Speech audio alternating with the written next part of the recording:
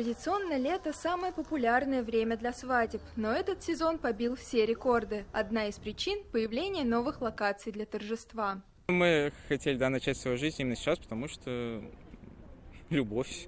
Что ты сейчас скажешь? Мы уже 2 года вместе решили расписаться вот торжественно. Свадьбы становятся все более дорогими. По сравнению с прошлым годом стоимость торжества выросла почти вдвое. Большая часть бюджета уходит на аренду локации и ресторана, а также на услуги ведущего и фотографа. Самая большая статья расходов – это, пожалуй, ресторан на данный момент, потому что ресторан у нас большой, хороший, большое количество гостей мы зовем, всех хочется накормить, порадовать. Несмотря на подорожание, молодожены себе ни в чем не отказывают. Средняя цена платья в этом году 40 тысяч, фаты – 5, обувь – 10, букет невесты – 6 тысяч, столько же услуги парикмахера и визажиста. Девушки в среднем тратят больше 70 тысяч за образ.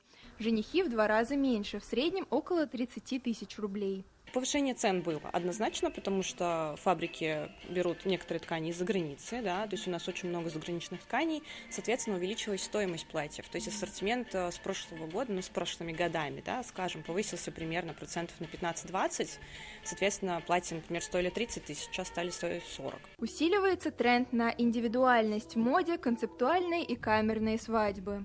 Купить платье, забронировать ресторан, заказать цветы – обязанности каждой пары, которая решила сыграть свадьбу. Чтобы не суетиться, молодые люди все чаще обращаются к специалистам.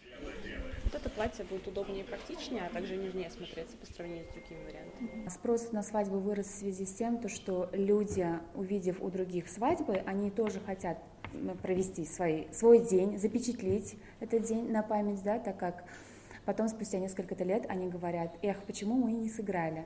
Например, я сталкивалась с теми парами, которые обращались к нам спустя 10 лет, чтобы сыграть свадьбу, так как они в то время по каким-либо личным моментам не могли сыграть финансово, по состоянию здоровья и так далее. Впереди много красивых дат: 25.07.25, 25.08.25 и 8.08.25.